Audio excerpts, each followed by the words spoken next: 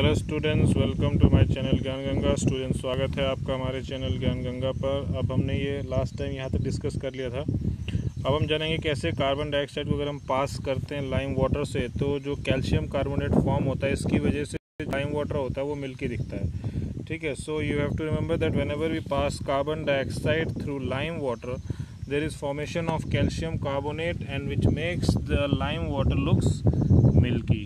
ठीक है, the turning of lime water into milky is a standard test of carbon dioxide. जब आप देख रहे हैं कि भाई जो लाइम वाटर है अगर वो मिल्की टर्न हो जा रहा है, लाइम वाटर के मिल्की टर्न होने का मतलब है कि वहाँ पे कार्बन डाइऑक्साइड का प्रोडक्शन हो रहा है। ठीक, और आपको पता है जो भी एयर हम ब्रीथ करते हैं उसमें भी बहुत ज़्यादा कार्बन डाइऑक्साइड, हवा में कार्बन डाइऑक्साइड होता है, ऑक्सीजन होता है, मेनली यही सारी चीज़ें होती हैं। ठीक है, इसके बाद आ रहा है कि that was the new substance formed when magnesium was burnt. आपने देखा कि जो राख बनी थी, जो ऐश बना था मैग्नीशियम के जलने से, वो नया सब्सटेंस फॉर्म हुआ था। ठीक, और the reaction of copper sulphate with iron produced iron sulphate and copper. और जो रिएक्शन हुआ जिसमें कॉपर सल्फेट रिएक्ट हुआ आयरन के साथ, तो वहाँ पे आयरन सल्फेट प्रोड्यूस हुआ और कॉपर प्रोड्यूस हुआ।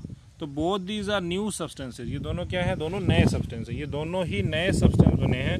और जो कॉपर था वो डिपॉजिट हो गया शेविंग ब्लेड ऑफ आयरन। जो आयरन का जो शेविंग ब्लेड था उसके ऊपर वो कॉपर डिपॉजिट हो गया। तो आप देख रहे हैं कहीं कॉपर बन रहा है, कहीं आयरन सल्फेट बन रहा है, कहीं पर एशेस बन रही हैं। जो भी न्यू प्रोडक्ट फॉर्म हो रहा है इसका मतलब वहाँ पे कोई ना कोई केमिकल चेंज हो रहा है। So whenever you see a formation of any new product it means there is a chemical change taking place. जब भी कोई नया चीज़ बने, जब भी कोई नया प्रोडक्ट बने, इसका मतलब वहाँ पे केमिकल चेंज हो रहा है। अब बात करें vinegar. Vinegar and baking soda together produce carbon dioxide. Vinegar यानी कि सिरका और बेकिंग सोडा जो है ये दोनों प्रोड्यूस करते हैं क्या? कार्बन डाइऑक्साइड प्रोड्यूस करते हैं, विच टर्न लाइम वाटर मिल्की, जिससे कि जो लाइम वाटर है वो मिल्की हो जाता है। तो जहाँ भी कार्बन डाइऑक्साइड प्रोड्यूस होगी वहाँ पे लाइम वाटर मिल्की टर्न होगा। ठीक है, तो ये आपको याद रखना है। जहाँ भी नया प्रोडक्ट फॉर्म होगा इसका मतलब वहाँ पे केमिकल रिएक्शन हो रहा है, केमिकल चेंज हो रहा है। यानी कि a change in which one or more new substances are formed is called a chemical change. ऐसा चेंज जिसमें एक या एक से ज़्यादा नया सब्सटेंस फॉर्म हो, एक या एक से ज़्यादा कोई नई चीज़ बने, ऐसा चेंज, ऐसा रिएक्शन, ऐसा केमिकल चेंज को हम बोलते हैं, ऐसे केमिकल रिएक्शन को हम बोलते हैं केमिकल चेंज। जहाँ पे नया प्रोडक्ट फॉर्म हो इसका मतलब वो केमिकल चेंज है। तो इसको दिमाग में बिठा लीजिए कि जब भी नया प्रोडक्ट फॉर्म हो रहा है तो वो केमिकल चेंज है। शेप, साइज, स्टेट, कलर वगैरह का चेंज हो रहा है तो वो फिजिकल चेंज है। ठीक है, फिजिकल चेंज अलग है, केमिकल चेंज अलग है। A chemical change is also called a chemical reaction. Chemical change को ही केमिकल रिएक्शन भी कहते हैं। ठीक, chemical change are very important in our life. Chemical change हमारे जीवन में बहुत इंपॉर्टेंट होता है क्योंकि all new substances are formed as a result of chemical change. जितनी भी नई नई चीज़ें बनती हैं, पहले दो चीज़ें कोई होंगी, दोनों आपस में रिएक्शन करके नई चीज़ बना देती हैं। तो आप ये सिंपली कह सकते हैं कि जो भी नई चीज़ बनती है वो कहीं ना कहीं केमिकल रिएक्शन की वजह से बन रही है। तो केमिकल चेंज की वजह से बन रही है, ये आपको दिमाग में रखना है कि केमिकल चेंज या केमिकल रिएक्शन होगा तो नया चीज़ बनेगा।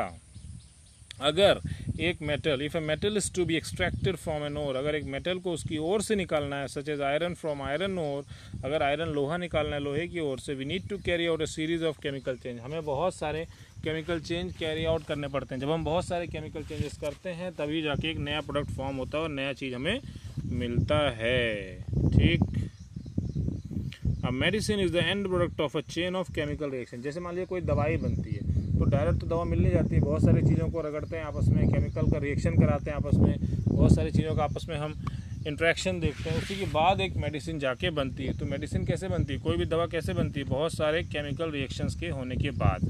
ठीक है, useful new materials such as plastics and detergents are produced by chemical reaction. याद रखिए जितने भी यूजफुल नए मटेरियल्स हैं, जैसे कि प्लास्टिक है, डिटर्जेंट है, तो ये सारी चीज़ें प्रोड्यूस होती हैं किससे?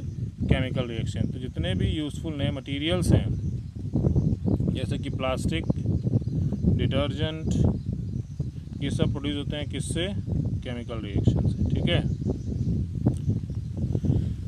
तो केमिकल रिएक्शन से सारी चीज़ें बनी है, प्लास्टिक हो, डिटर्जेंट हो। तो in indeed every new material is discovered by studying chemical change. जो भी नया मटेरियल डिस्कवर होता है, जो भी नया मटेरियल बनता है, कहीं ना कहीं वो केमिकल चेंज के द्वारा ही बनता है। ये ध्यान में आपको रखना है, केमिकल चेंज होगा तो कुछ ना कुछ नया मटेरियल बनेगा। We have seen that one or more new substances are produce in a chemical change. हमने देखा है कि क्या देखा है हमने कि भाई एक या एक से ज़्यादा नया सब्सटेंस बनता है किसी भी केमिकल चेंज में। So we have seen that one or more new substances are produced in a chemical change. हमने देखा है कि केमिकल चेंज में एक या एक से ज़्यादा नए सब्सटेंस बनते हैं। In addition to the new product the following में कंपनी है केमिकल चेंज। नया प्रोडक्ट बनने के अलावा, नई चीज़ बनने के अलावा और भी कुछ चीज़ें होती हैं जो केमिकल चेंज में होती हैं।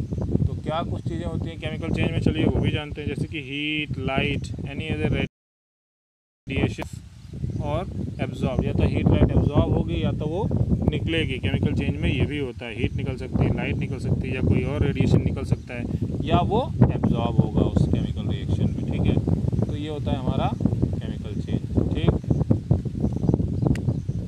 साउंड में भी साउंड प्रोड्यूस हो सकता है। अ चेंज इन स्मेल में टेक प्लेस। स्मेल में कोई ना कोई चेंज टेक प्लेस करता है। और अ न्यू स्मेल में भी गिवन ऑफ। कोई नई स्मेल निकल सकती है, स्मेल में चेंज हो सकता है, कलर में चेंज हो सकता है, गैस की फॉर्मेशन हो सकती है। तो ये सारी चीज़ें क्या है, केमिकल रिएक्शन के इंडिकेशंस हैं। अगर ये सारी चीज़ें हो रही हैं इसका मतलब वहाँ पे केमिकल रिएक्शन हो रहा है, या अगर केमिकल रिएक्शन हो रहा है तो उसमें ये सारी चीज़ें वहाँ पे हो सकती हैं। ठीक है, तो यही आपको याद रखना है।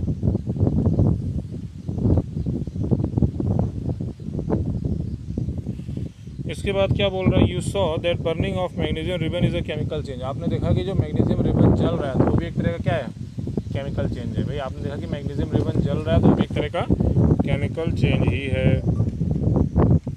बर्निंग ऑफ कोल, वुड और leave is also a chemical change. आप कोयला जला रहे हो, लकड़ी जला रहे हो, पत्तियाँ जला रहे हो, ये सब क्या है, केमिकल चेंज है। चाहे कोयला जलाओ, चाहे लकड़ी जलाओ, चाहे पत्तियाँ जलाओ, ये सब chemical change. In fact burning of any substance is a chemical change. कोई भी चीज़ आप जलाते हो, अगर मान लो कोई भी चीज़ अगर आप जला रहे हो तो वहाँ पे केमिकल चेंज हो रहा है।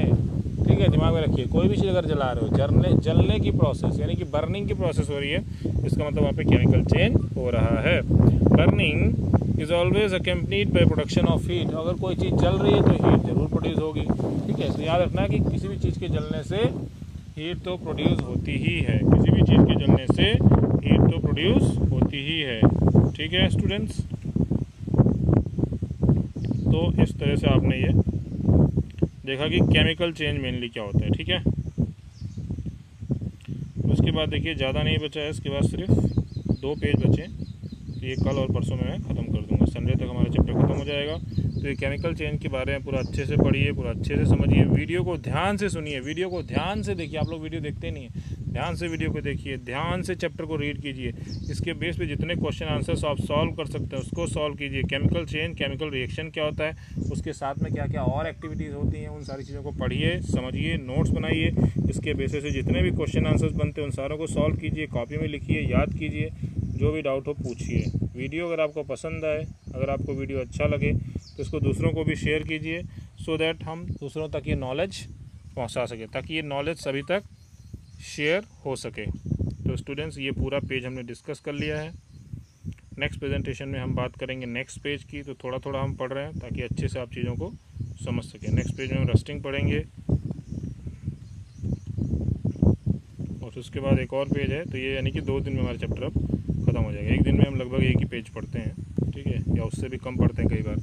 तो हमें कम पढ़ना है, अच्छे से समझना है, अच्छे से नोट्स बनाना है, अच्छे से चीज़ों को समझना है, जो नहीं समझ में आए पूछना है, क्वेश्चन आंसर्स पूरे सॉल्व करने हैं, और हमें मेहनत से पूरा अपना पूरा काम करना है। ठीक है,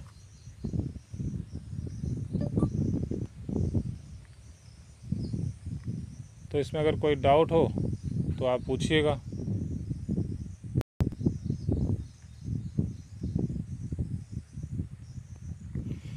तो आई होप आपको सबको ये समझ में आ गया होगा, और आप अच्छे से इसको पढ़िए, समझिए, और हमें जो है कोई भी डाउट हो तो पूछिएगा।